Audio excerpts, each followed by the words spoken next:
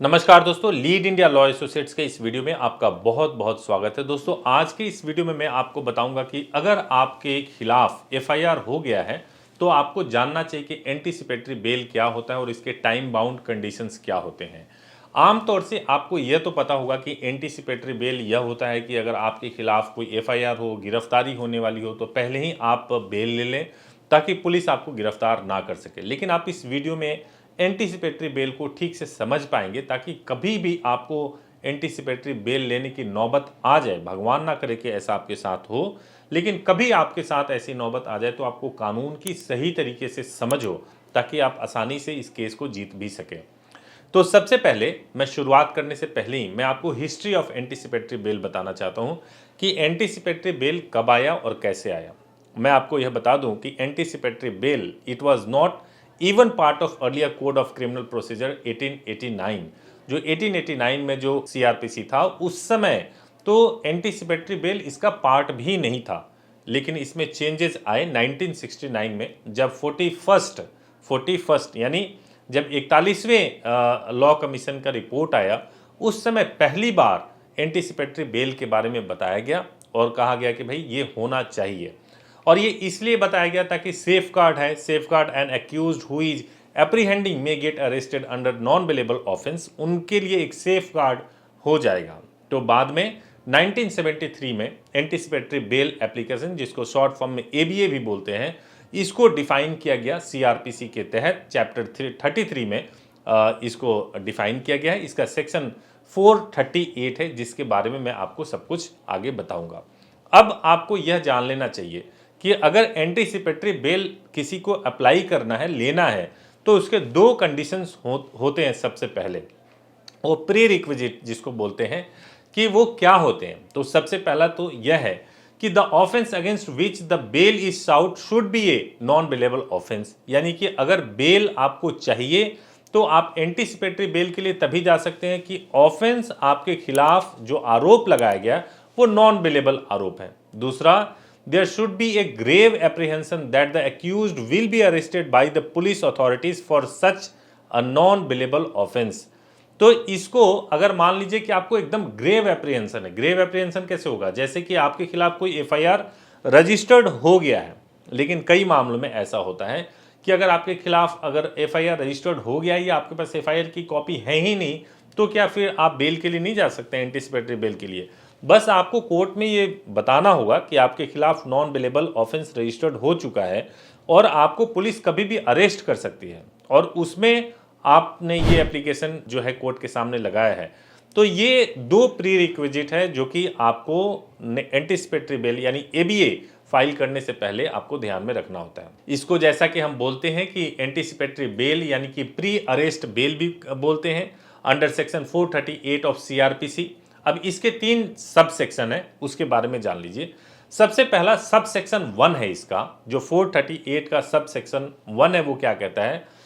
When any person has a reason to believe that may be arrested for accusing non-bailable offense can move to court of session or high court for anticipatory bail under section 438 CRPC।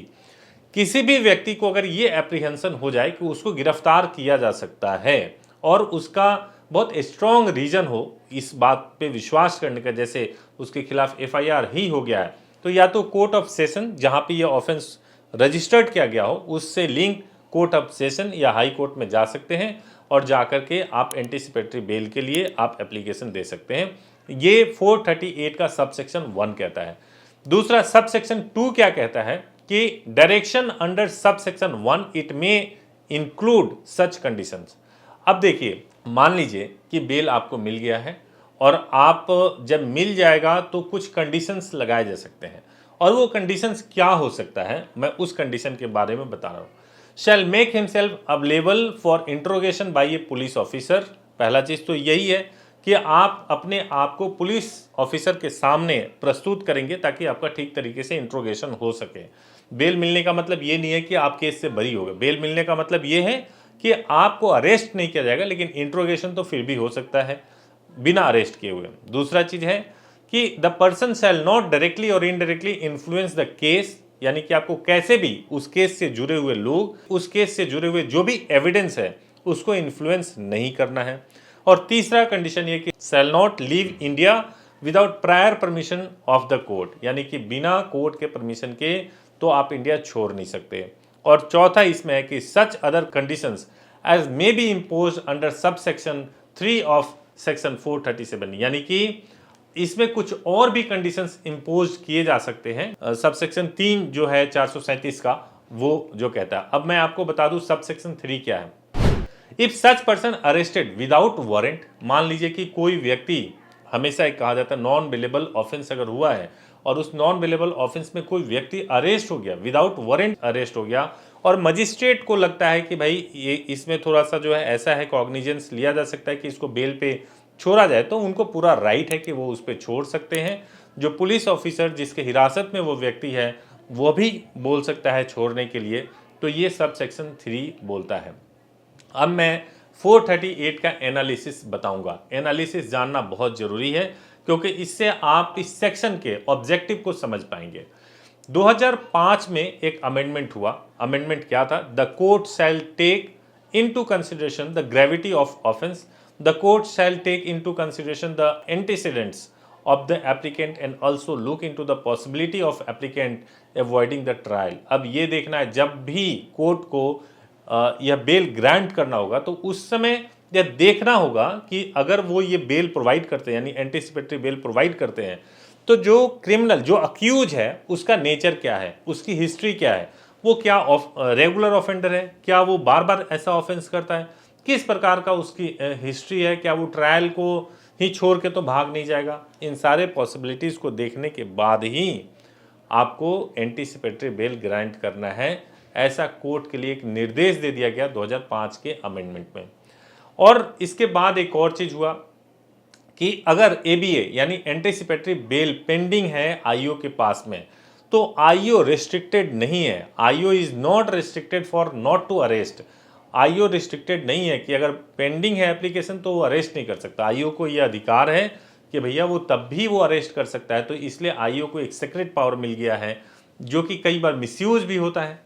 लेकिन sub section 1 ने क्या कहता है, जो कि ये भी add हुआ 2005 के अमेंडमेंट में ऐड हुआ है, ये आपको जरूर जान लेना चाहिए कि public prosecutor must be heard when deciding the ABA.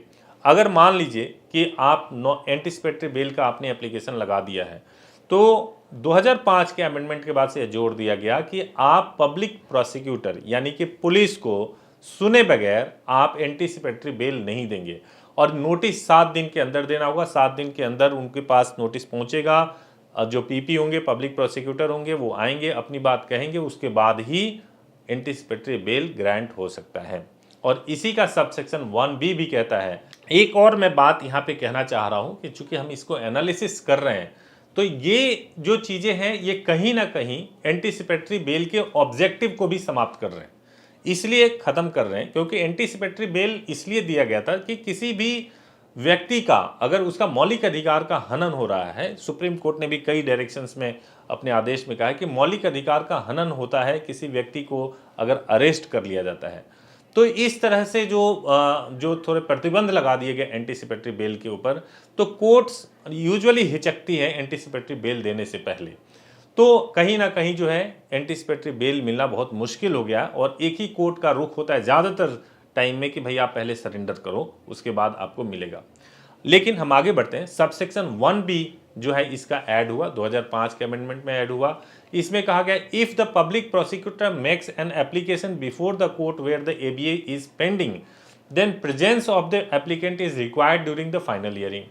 अब अगर मान लीजिए कि पब्लिक प्रोसिक्यूटर ने ये एप्लीकेशन लगा दिया कि जो व्यक्ति आरोपी है जिसके लिए एंटीसिपेटरी बेल का एप्लीकेशन लगाया गया है, तो फिर उसको कोर्ट के समक्ष उपस्थित भी होना पड़ सकता है अगर कोर्ट ऐसा निर्देश दे दे तो यह भी एक अपने आप में है बहुत ही कि हास्यास्पद कि एक तरफ तो कोर्ट को, आईओ को यह अधिकार है कि वो जो है सो वो पेंडिंग है एबीए तब भी वो अरेस्ट कर सकता है।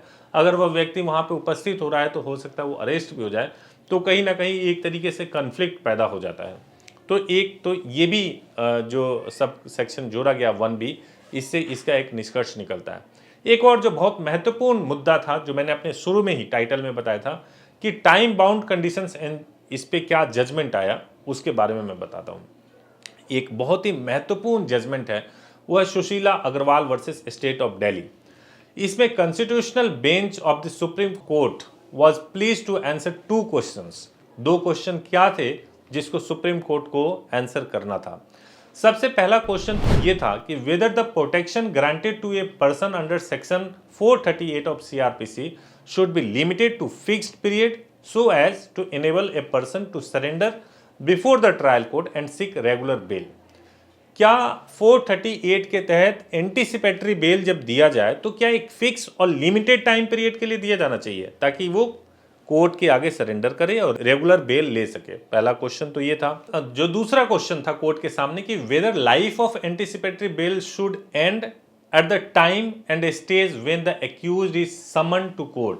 अब जैसे ही अक्यूज्ड को हमने कोर्ट में समन कर लिया और उसी समय एंटीसिपेटरी बेल की अवधि समाप्त हो गई, इसका क्या आंसर दिया सुप्रीम कोर्ट ने, यह जानना आपको बहुत दिलचस्प है। कॉन्स्टिट्यूशनल बेंच था और एक जो है लैंडमार्क जजमेंट है।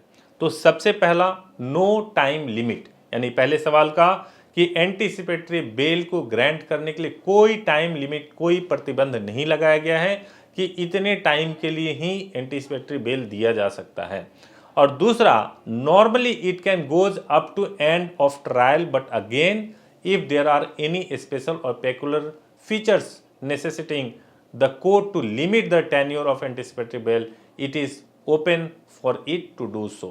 मतलब ये है कि दूसरे क्वेश्चन में बोला सुप्रीम कोर्ट ने कि भाई ऐसा है कि कोई टाइम लिमिट नहीं है, ये ट्रायल के एंड तक भी एंटिसिपेटरी बेल हो सकता है, लेकिन अगर कोर्ट को लगता है पर्टिकुलर केस के अंदर कि इसमें कोई टाइम फ्रेम दिया जाना चाहिए, कोई टाइम लिमिट या टेन्योर दिया जाना चाहिए, तो उसके हिसाब से कोर्ट कर सकती है। ऐसा सुप्रीम कोर्ट ने अपने ऑर्डर में कह दिया। हालांकि दोनों चीज़ें एक दूसरे को थोड़ा कॉन्ट्राडिक्ट कर रही है, इसी वजह से अभी भी इतनी क्लियरिटी आई नहीं है।